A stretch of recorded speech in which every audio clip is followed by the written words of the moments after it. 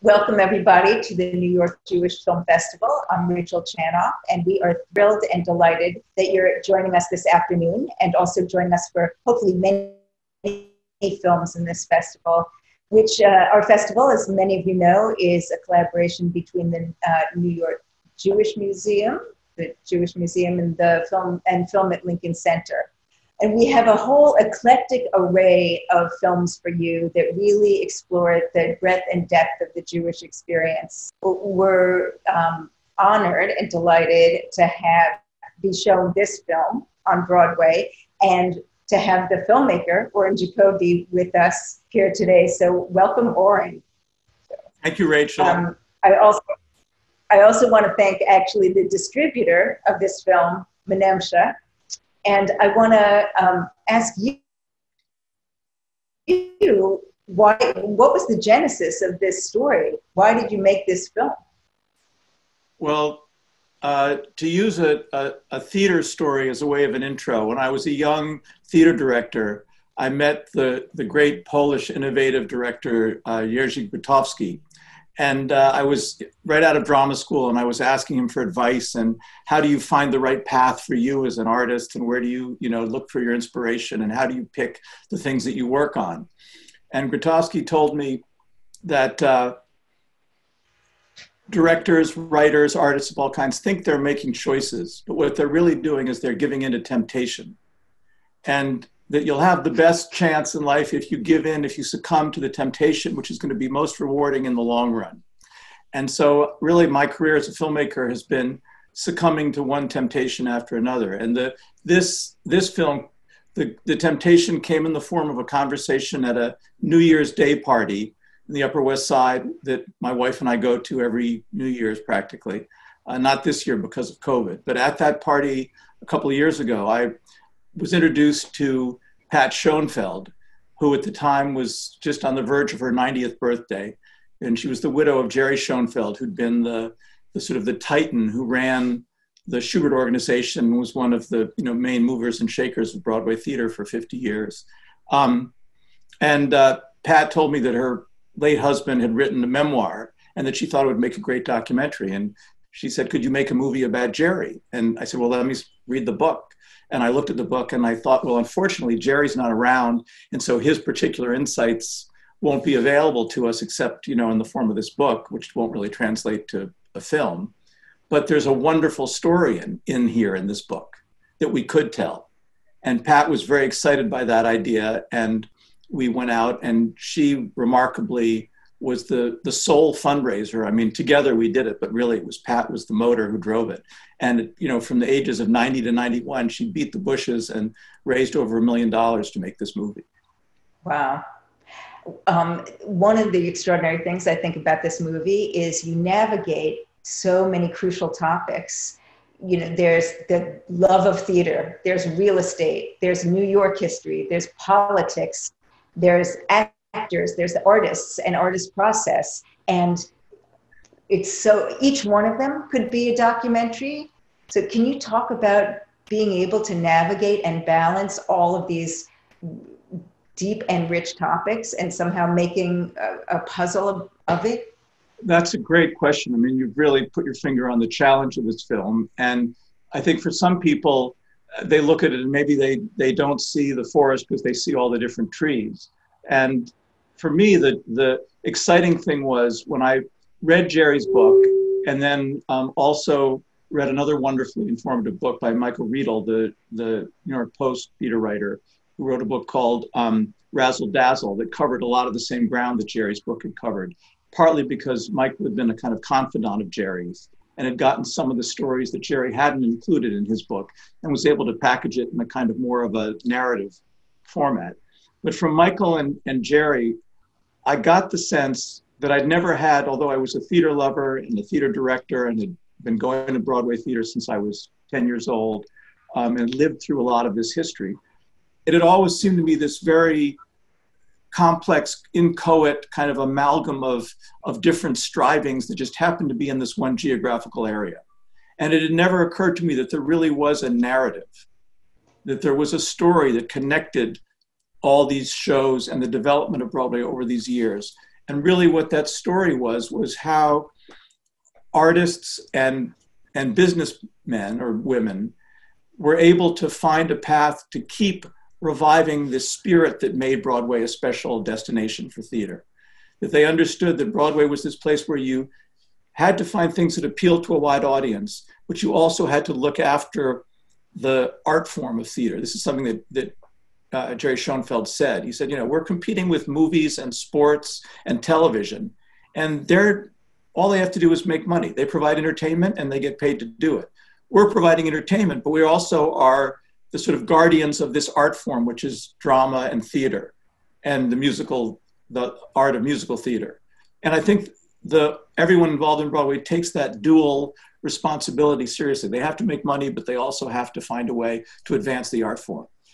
And I think once I had a sense of that, these other stories fell into place. Well, how through the years, who were the artists who were responsible for the big breakthroughs that changed the art form, or were able to reconcile their unique artistic vision with something that would also make money?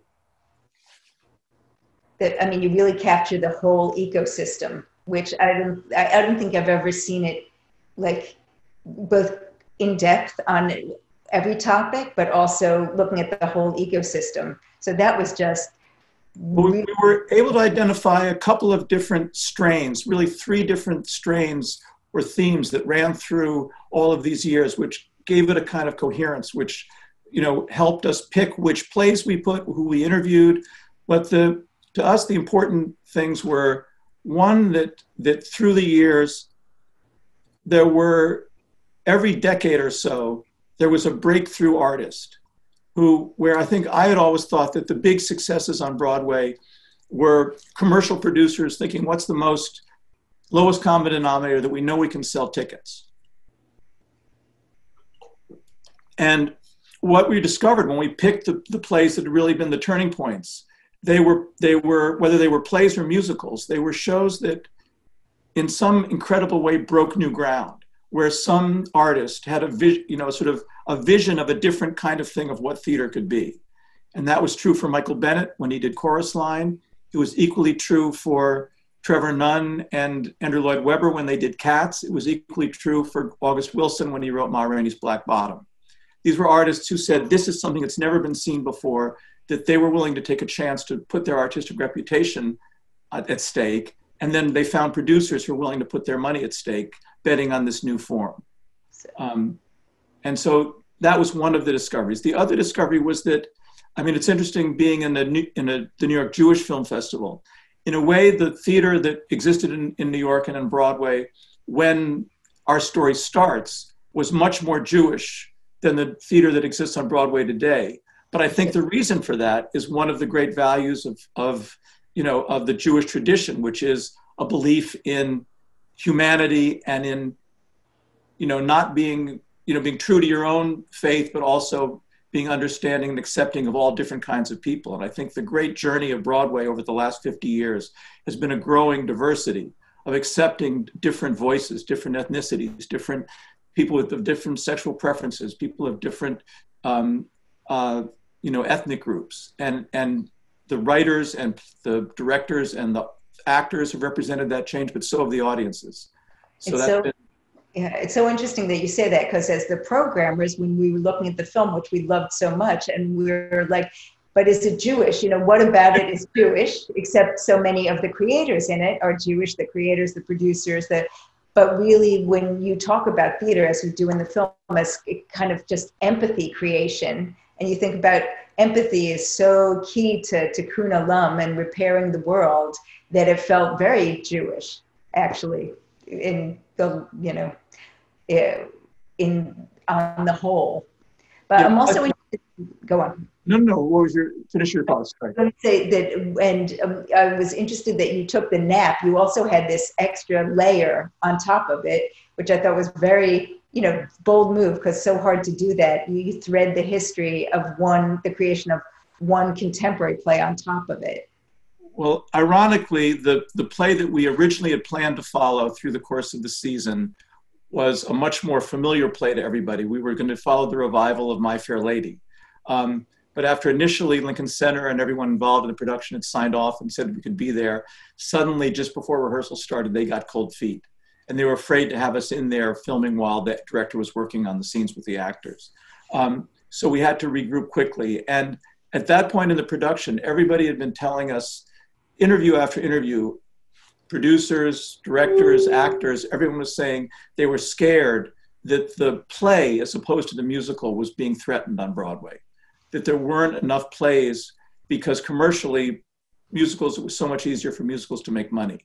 A big part of the Broadway audiences are foreigners who may not even speak English. So the spectacle and the music and the scenes of musicals are considered to be more, of a tourist draw. That and the fact that they figured out in recent years how to put musical. There are two kinds of houses on Broadway, which is something I hadn't clearly understood before making this movie. There are big houses, big theaters that are suitable to musicals because there's room for lots of scene changes, there's room backstage for more dressing rooms. And then there are playhouses, which are really designed just for plays, which are smaller and fewer dressing rooms, et cetera. But with modern technology, they now have figured out how they can squeeze a musical into a playhouse. And so that means that a lot of the theaters that have been reserved over the years for plays are now happy to accommodate musicals, because something else I was amazed to discover, that some of these musicals actually have the orchestras playing in a hotel around the corner and they pipe the music into the theater. They do have live music, but it's not live music in situ. So everyone was warning us, look out, the danger with Broadway, the worry we have about Broadway's future is they're not going to do enough plays. It's going to be much more tempting for producers and theater owners to book only musicals in their theaters. And yet the season that we filmed, and so that's why we wanted to do a play. And by the time we knew we weren't able to do My Fair Lady, there was only one play that hadn't started rehearsing yet that we could get access to, and that was The Nap. But it also was perfect for what we wanted to show, because I wanted to follow this idea that Broadway, despite its commercial pressures, there were still ways on Broadway to take a chance on crazy ideas. And the idea of a play about snooker, which nobody in America really even knows what it is, let alone how to play it, that was that a Broadway producer was willing to take a chance on that, showed just that this was part of the DNA of Broadway, was risk-taking. And so also it happened to be a very funny play. And also when we discovered that there was a transgender actor playing a transgender character, it reflected the other thing that we discovered about Broadway's progression in these 50 years that we covered, is how it became more and more a reflection of what American society really is like, and shows all facets of that society. Yeah. I mean, it just connected the dots in such a way when she was talking about her own, being HIV positive, and the history that had come before her, and just seeing. I happened to watch it again this weekend when Bob Avian died, passed last week, and just to see, how he had lived to whatever it was, 84, and and then to go back and you see the scene where you're flashing Michael Bennett's obit, Howard Ashman's obit. It just was breathtakingly tragic. So it was that connected beautifully as well. That the protagonist you were following was, Well, it was such a revelation to me, this understanding that, again, having lived through the AIDS epidemic and lost many friends to AIDS because I was, working in the theater in those years, and, people, actors, directors, choreographers who I knew had died. And so I knew it was a thing, but I hadn't really understood its impact on Broadway. And the idea that this British invasion of musicals had happened partly because of the AIDS epidemic was such a surprise to me. Yeah. And I mean, the other irony is that we were doing the film and we thought, well, here in the middle of this story, there was this horrible epidemic that changed theater. Well, that's never going to happen again. And then here we are now, and it turned out that the season that we were filming was the last complete season on Broadway, and no one has any idea when it will come back or really what it will look like when it does come back. And it was so actually prescient, obviously, but also it made me feel very hopeful, because we saw, not only theater, but New York in the 70s. And you saw, you don't often see Gerald Ford in a film about theater, but, you think like theater comes back, people don't stop making art. You know, artists don't stop making art. So it's only felt like Broadway has been through so much. It's going to conquer this. But if you had a crystal ball, in your crystal ball, what do you think about the kind of next rise out of this epidemic? And when you think, not so much when do you think it's coming back, but do you think it will emerge in its same form, or do you think it will have changed because of the, you know, of going a whole art form going dark for a year more? Well, I think at first, in terms of, you know, when maybe, I was very encouraged that Dr. Fauci said just a couple of weeks ago that he thought if the vaccine rollout went well and everybody signed on and we kept giving vaccines through July, that he foresaw that people could come back and be in theaters by the fall. Now, I think in the last couple of weeks, the vaccine rollout hasn't gone that well, and people are resisting it, and the supply chain there've been problems, but hopefully now things are going to get organized a little bit better and it'll get out there. Hopefully they'll still rescue at least part of this season, or I guess if it starts in the fall, beginning of next season. But I think that, you know, it's hard to say what the impact of the virus will be, but I think some of the other things that have happened this year will definitely have an impact. I mean, the whole Black Lives Matter movement and the way that's being expressed in the arts and understood by people in a way that the sort of innate prejudices of resources and other things in the arts haven't been understood. There's going to be a much more sensitivity about that, and hopefully a greater presence of African Americans and other ethnicities of artists who haven't been represented on Broadway before. And another thing I've heard people talking about, which may be kind of pie in the sky, but I've heard people say, you know, maybe to convince people to come back and be in theaters, Broadway's going to have to figure out some way to amend their economic system so that they don't have to charge so much for tickets. Because, I mean, even it's hard when things are going as well as Broadway was going this last season that we filmed. As we say in the film, it was the most successful season financially Broadway ever had. I think nearly $2 billion were made in ticket sales, and more than 15 million people saw a Broadway show, which is astonishing. I mean, I can't remember if we put this in the film or not, but the statistic that more people went to Broadway shows that season than went to all 10 major league sports franchises in New York put together. And you think about, they're playing in huge stadiums. You know, you have 2 baseball stadiums that take, you know, like 50,000 each, and that the Broadway theaters together could outsell them is kind of an amazing idea. Yeah, that's extraordinary. There's so many interesting artists interviewed in the film. Are there any artists that you went after and you really wanted and didn't get? Well, we were very sorry.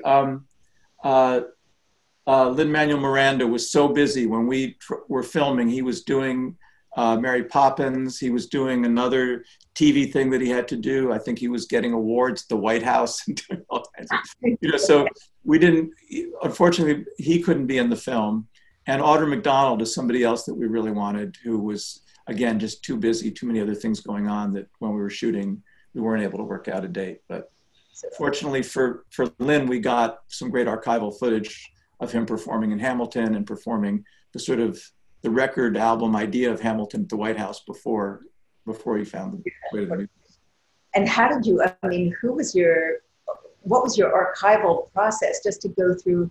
I can't imagine how much you went through to come up with the perfect sequences that you came up with in the archival material. Well, we had, you know, several wonderful archive producers working on the production, and I actually spent, you know, quite a few months with one of the producers going to the Lincoln Center Library, watching tapes for, you know, hours and hours before we started working on the film. That was our research, was the, you know, amazing collection at the Lincoln Center Performing Arts Library. They have video recordings of almost every Broadway show. And those aren't available. Their tapes are not available usually for use in films, but they can sometimes direct you to another source where you can find that performance and figure out a way to get a copy to use in the film. And I will say that in a minute, we're going to start taking questions from the audience. But I also wanted to ask you, and they they can, there's a function, you can ask your questions, along with kind of touching on so many of the components of what goes into Broadway. The tone was so interesting because it captured the joy of performance and the joy of creation, but also the very gritty and, you know, just nature of New York history. And so I'm just wondering, like tone-wise, did you go into this saying we're going to make a joyous film of celebrating Broadway, or what was your thinking about that? I think we found the tone as we went along. I knew I wanted the sort of gritty New York story in there. I knew I wanted the contrast of that grittiness and to the sort of give a sense of the contrast of what that was like and the sort of desolateness of New York in those days to the crazy circus that is Times Square or was Times Square before COVID, where there were often, you know, hundreds of thousands of people milling around, even to the ones who weren't going to shows. It was just a magnet where people in New York wanted to be in Times Square. One of the fun discoveries along the way was I was trying to figure out, you know, I care a lot about music in my films, and I was trying to figure out musically what was the best way to set the tone for those years of New York, sort of desolate things. And I was actually on a plane going out to the Oscars where my wife had a film, and on the airplane they had The French Connection was one of the choices. And I listened, I watched The French Connection again, which is a great film from the same period that the film starts in the 70s. And the score was this wonderful kind of gritty jazz, orchestrated jazz soundtrack that was, you know, like a crime movie. And I thought, this is the perfect metaphor for how to make those street scenes come to life. And I had a meeting with my wonderful composer, Joel Goodman, who's done a lot of my films, who wrote and performed the music in this film.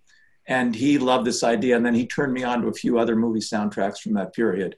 And that music became a very important defining element in creating that. It's sort of excitement and danger, sense of excitement and danger together. And that's how it feels, and that's how hopefully one feels when one goes into the theater, you know, excitement, mysterious danger.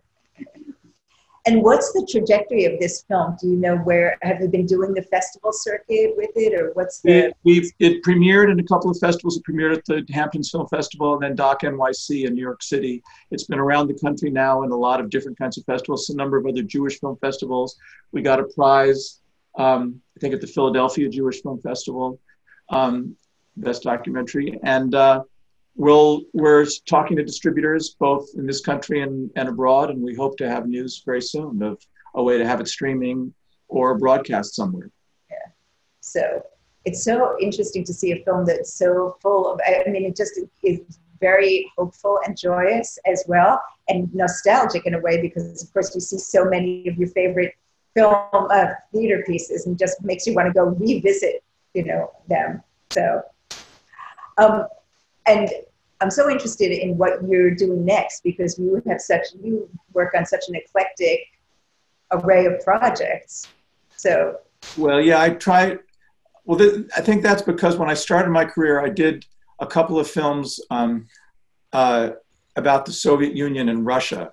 At the time of Gorbachev, I did a PBS series about Gorbachev, and then I went with the BBC and did a series called The Second Russian Revolution about the Soviet Union falling apart and all the different things were happening in Russia. And I came back to New York and everybody said, oh, he's the Russian guy. Like if I would try to get a job or propose an idea for a film, they associated me with Russia. So I said, okay, from now on, I'm gonna like figure out a way to do as many different kinds of films so I don't get pigeonholed as to one kind of filmmaker. So the next thing we're trying to do is an environmental story about global warming and about, you know, one of the worst sort of malevolent forces in accelerating climate change and fooling people that there isn't a real science, and sort of uncovering that story of how we've sort of gone so long with people thinking there's any dispute about what's really happening. And how come you didn't become I mean, you obviously have directed theater, but you clearly have such a love and understanding of it. How did you end up focused on film rather than theater? I think it goes back to the first thing we talked about, is that the temptation of filmmaking has always been too strong for me. It's like the idea of being able to run out with my camera and address something that's happening right now or stories comes, once you've made a film and people come to you with other ideas. And it's, when I do take time out to do a theater project, I mean, they take a long, long time. I did an adaptation a few years ago of Ralph Ellison's novel, Invisible Man, and it took, more than 7 years to get it to the stage. And we did get it to 4 wonderful productions around the country. It may still eventually end up in New York, but think about how many years that takes. It's it's a little more daunting. So let me just check in and see. I think I've asked you all of the audience questions that we have here. So, yeah. And your wife, did you say that you mentioned, just giving a plug for your wife's film. I know that she has a film coming up at Sundance this week, I think. Yes, if any of you can go and sign on and get your tickets for Sundance, look for My Name is Paulie Murray, about the remarkable late civil rights, women's rights. She was a Black, non-binary woman who was an inspiration in many ways for justices from Thurgood Marshall to Ruth Bader Ginsburg. And for a long time, people didn't know about her or understood how much she'd done for this country, but there have been biographies in recent years, and hopefully this film will help draw more attention to Paulie Murray's amazing, amazing contributions. Well, thank you for this film. It was uplifting and also so edifying. And it felt very, not elegiac, if that's how you pronounce the word. It felt to me just hopeful of we have seen everything and artists triumph in the end. So many, many thanks again for being with us. Sharing. Thank you, Rachel. Thank you all for watching on Broadway. Oh, wait, there's one more question has come up that I didn't ask. Is there anything, can you talk about what might have ended on the cutting room floor? Were there other segments? Were there interviews that? Well, one thing that I was sad about was the interview that predated everything else that we did, that we made, that we filmed for this, was an interview I did with August Wilson while he went, obviously he's been dead for a number of years. I think it was back in the 90s, in the earlier mid 90s. I'd gotten to know August as a student at the Yale Drama School. He'd come to the Yale Rep with his first plays with Ma Rainey's Black Bottom, and Joe Turner's Come and Gone, and Fences. And it had been, a huge thing for me as a young directing student to be able to sit in on the rehearsals of those plays and get to talk to August about his creative process. And then, a number of years later, I was working on a film about playwrights. It ended up being a film just about Susan Laurie Parks. But when I started, it was going to be a film about the process of playwrights finding their own voice and how they get to then actually bring that to the stage. And I did a long interview with August for that film, which unfortunately we couldn't use when it became really a film about another playwright. But thankfully, we were able to use a little bit of that in this film because August was such an important part of this story. I mean, probably had as big an impact on the playwriting side as anybody else in these 50 years. And on the audience side, on bringing the Black audience to Broadway. Yeah. And showing, all kinds of audiences what Black lives in America, giving them a window into those lives which they'd never had. And so I was, we left a lot on the cutting room floor of August that I would have wished to get into the film. And there were other, important plays that I saw that had a huge impact on me. That someone else that I worked with in drama school was Athol Fugard. And, for many years, my favorite Broadway production was the great production that he'd done of his play, Master Harold and the Boys. And we were trying at various times to get that into the film. And it was an important play in some ways in terms of showing how Broadway can really be about the politics or the world events in a way that changes hearts and minds about what's going on in the world. But unfortunately, structurally, it never quite fit in. And so Athol, who's one of my favorite writers, didn't make it in. And there were a number of others, but those are two good examples. Yeah. Well, thank you again for this film, which I loved watching it again, and I'm sure I'm going to revisit it. And I know you'll have audiences all over. So thank you, Rachel. Thank you to the festival and to all of you for watching.